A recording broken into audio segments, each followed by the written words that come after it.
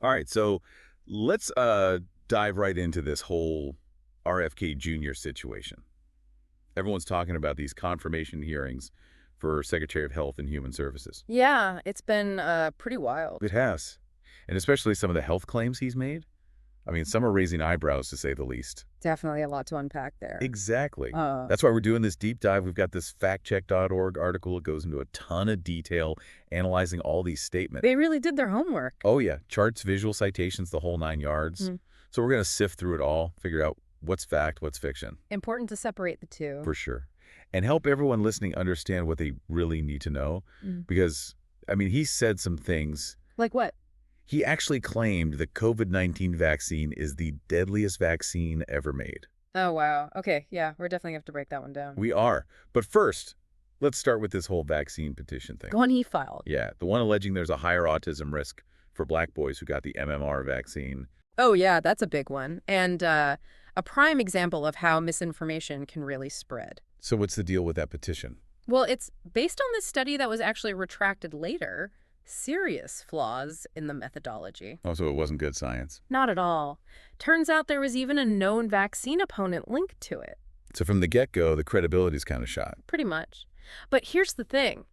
Even though it was discredited, people still use it to fuel those fears about vaccines. That's so frustrating. Like, even when something's debunked, it can still have this lingering effect. Exactly. It's a tactic, unfortunately. So being aware of it is crucial. Always approach this kind of information with a critical eye. Don't just take things at face value. Right. Dig a little deeper, especially with health claims. And it wasn't just the retracted study, right? He used that to try and delay the COVID vaccine for kids. Yeah, for that 6 to 19 age group. Which seems pretty extreme, especially when you consider what scientists are saying. Oh, yeah, he totally downplayed the scientific consensus on vaccine safety. Right, like the vast majority of experts agree. Based on all the evidence we have, vaccines are safe and effective. Pretty clear consensus. It is. But he seems to dismiss that whole process. Which is interesting because the CDC still recommended the vaccine for kids, right? They didn't just ignore all that. Absolutely not. They looked at tons of data, clinical trials, expert recommendations. It's a whole process, right? To get a vaccine approved. Yeah. Very thorough. Involves independent panels like the FDA. Right. It's not like they just rubber stamp everything. Nope. It's all designed to make sure it's safe and effective. For everyone. And speaking of that process, I remember when the Pfizer vaccine first came out. It was only for 16 and up at first. Right, and then later they authorized it for 12 to 15-year-olds. Yeah. After they had more data, all those teens were so relieved to get back to some normalcy. That's the system working the way it should. Dynamic, but always grounded in science and evidence. So, okay, we're seeing this pattern of distrusting established science when it comes to vaccines with RFK Jr. But it doesn't end there, does it? He also makes some claims about research funding that are a bit misleading. Yeah, specifically regarding childhood obesity. He said the NIH spends next to nothing on researching the root causes. And that they're way more focused on infectious diseases. But that's not what the factcheck.org article shows, is it? Not even close. They've got these visuals breaking down the numbers, billions of dollars allocated to chronic disease research. Including a lot for obesity-related research. Oh, yeah. Significant chunk. So his claim just doesn't hold up when you look at the actual funding. So it seems like he might be misinterpreting the data to fit his narrative. That's certainly a possibility. And this pattern of misrepresenting data appears again when we look at his statements on the COVID-19 vaccine. Oh, yeah, that's right. The one we talked about earlier, where he called it the deadliest vaccine ever made. Exactly. That one's going to take some unpacking. For sure, because is there even a shred of truth to that? Well, factcheck.org is pretty clear. No evidence to support that claim at all. But he points to VAER as evidence right.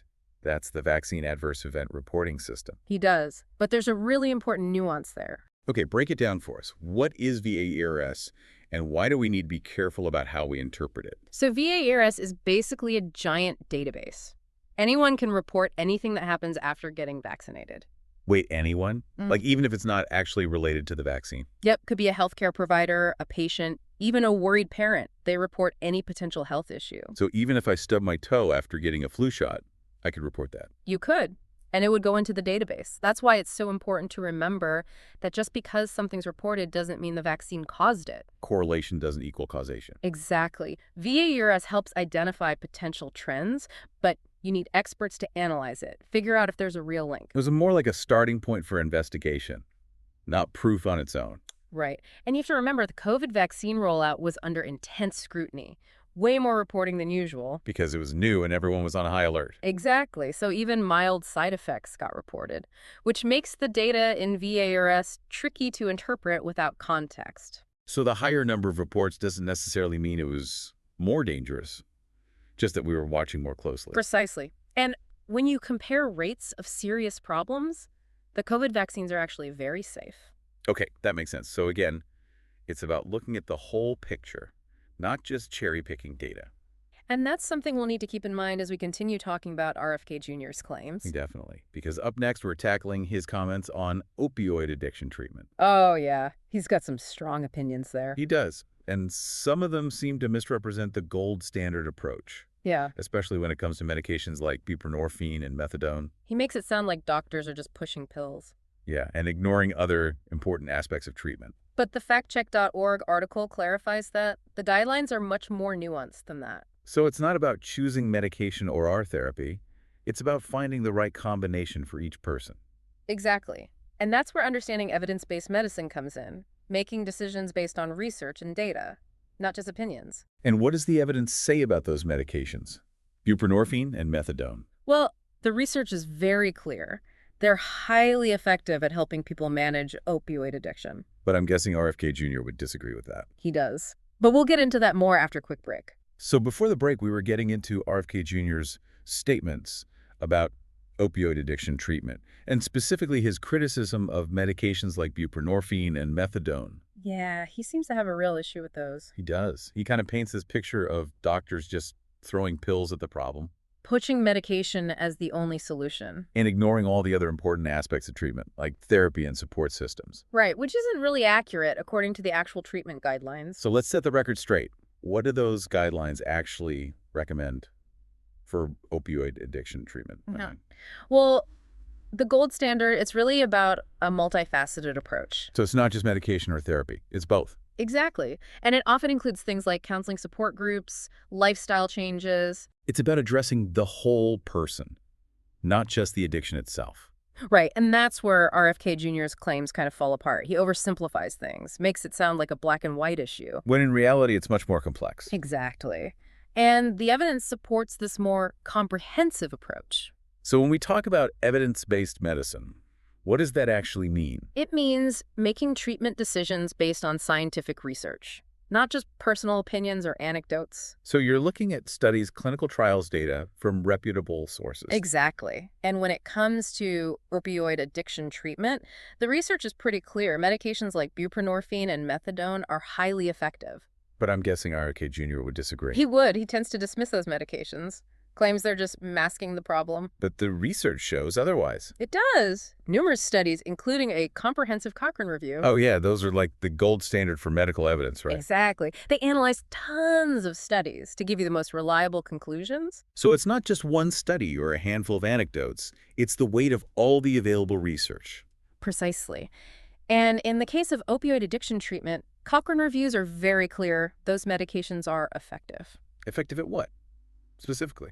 Well, they help people manage cravings, reduce the risk of relapse, improve their overall quality of life. So they're not just a Band-Aid. They're actually helping people get better. That's right.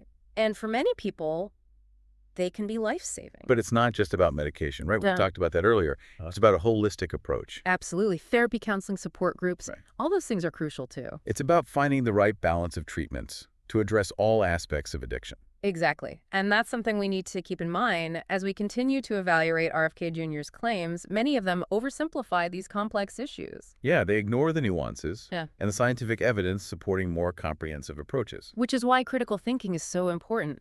We can't just accept everything we hear at face value. Especially when it comes to health. Exactly. We need to be informed consumers, do our research, look at the evidence. And remember that science is always evolving. What we know today might change tomorrow. That's right. It's an ongoing process. So staying curious, staying informed is crucial. And don't be afraid to ask your doctor.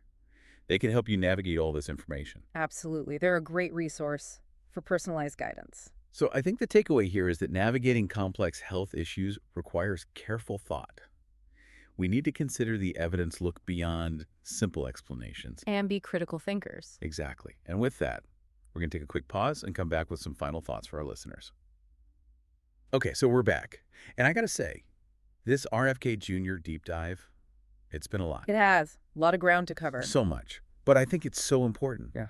Because this stuff matters. These health claims, they have real-world consequences. Oh, absolutely. People make decisions based on this information, so getting it right is crucial. Exactly. Yeah. And that's why we're here, to help everyone listening sort through it all, and hopefully come away feeling a little more empowered, a little less overwhelmed. That's the goal. To equip everyone with the tools to think critically about these issues. Because it's not enough to just blindly trust anyone. Right.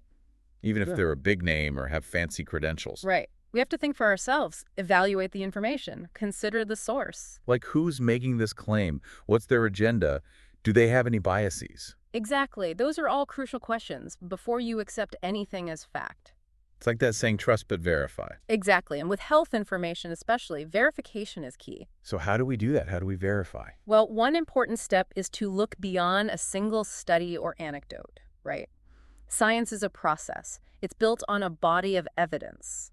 So one study showing something doesn't mean it's a slam dunk. Right. You need multiple studies from reputable sources, all pointing in the same direction. And that's what factcheck.org did so well in their analysis. They really went deep, providing evidence from trusted organizations like the CDC, the NIH medical journals. They didn't just say RFK Jr. is wrong. They showed you why. Exactly. And they explained things clearly so anyone could understand. Which is so important, because these issues can be complex. They can, but that doesn't mean we can't understand them. We just need to be willing to put in the effort. To learn. Yeah. To ask questions. To think critically. And remember, science is always evolving. New research comes out all the time. So what might have been true yesterday might not be true today. That's why it's so important to stay curious. Stay informed. And find sources you trust. Absolutely. Organizations like factcheck.org, the CDC, the World Health Organization. Reputable sources that are committed to accuracy and evidence-based information. And don't forget, your own doctor is a great resource too. Oh, yeah. For personalized advice, don't be afraid to ask them questions. They're there to help you navigate all this and make informed decisions about your health. So I think the big takeaway here is that we all need to be more proactive about our health. We can't just passively consume information. We need to be critical thinkers, ask questions, do our research. And advocate for ourselves. Exactly. Because ultimately, we're responsible for our own health. Well said. And I think that's a great note to end on. This whole RFK Jr. deep dive, it's really been about more than just debunking one person's claims. It's about giving everyone the tools to navigate this complex world of health information. To be informed consumers and make the best decisions for themselves and their families. And hopefully contribute to a culture of health literacy where evidence-based information is valued and accessible to everyone. That's a great goal, something to strive for. So thanks for joining us for this deep dive. And until next time, stay curious, stay informed, and stay healthy.